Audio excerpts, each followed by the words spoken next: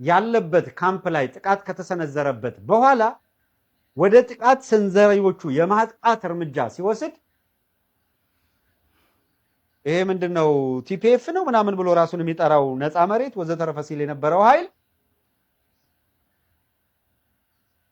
የብልጽግና ኃይል ድረስልን የሚል መግለጫ ወጣ። እንዴ በጣም የሚገርመው ኢትዮጵያ ውስጥ አብይ አህመድን እስከደገፍክ ድረስ ጫካ ገብተህ ታጣቂ ሆነህ የሚሰጥህን መሳሪያ የተደገፍክ ስብሪት ትወስዳለህ። ከመደበኛ ውጪ መከላከያ ምናምን ከሚለው ውጪ ማለት ነው። አሁን የቲፒኤልኤፍ ፋይል እኮ እነ ጻድቃን አዲስ አበባ ቁጭ ብለው የሚመሩት የጌታቸው ረዳ ስምረት ፓርቲ ወታደራዊ ክንፍም አለው የፖለቲካ ክንፍም አለው።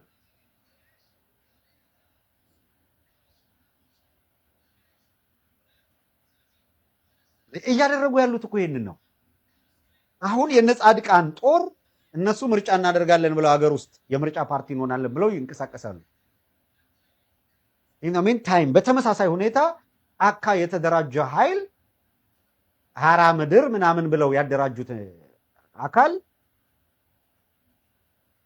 ወታደራዊ ጥቃት እንዲፈጽም ትእዛዝ ተሰጥቶ ከዛ መግለጫ አውጥቶ ኑ ተባበሩን የፌዴራሉ ኃይል ጣልቃ ይግባና ያግዘን ብለው ጥሪ ያቀረቡ።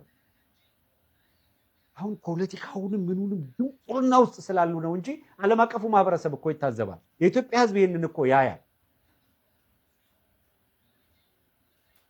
ስለዚህ ጦርነቱ ፕሮክሲ ልክ በሁለት የትግራይ ኃይሎች መካከል የተደረገ የሚል ቅርጽ እንዲህ ስለፈለጉ ያችን ለማስያዝ ይሞክራሉ እንጂ የለየለት ውጊያ በአብይ አህመድ አገዛዝና በቲፒኤልኤፍ መካከል ነው። ዛሬም የተተኳኮሱት ሁለቱ ናቸው።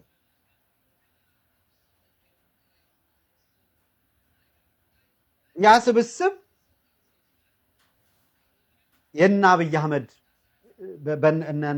በእነ ጻድቃን በኩል የሚመሩ ስብስብ ስለሆነ ሰው ምን ተፈጠረ? ተኮሱ። የህወሓት ካምፕ ላይ ጉዳት አደረሱ። አንድ ሰው ሁለት ሰው ሞተ። ከዛ ባጸፋ በላሹ ሀራ መሬት ብሎ ሂዶ ሰፍሮ የነበረበትን ቦታ በደቂቃ ውጊያ ጠራርገው አካባቢውን ተቆጣጥረው ያንን አካባቢ ጥሎ ተሰዶ እያለቀሰ ነው። እዛው ሆኖ መመከት አልቻለም።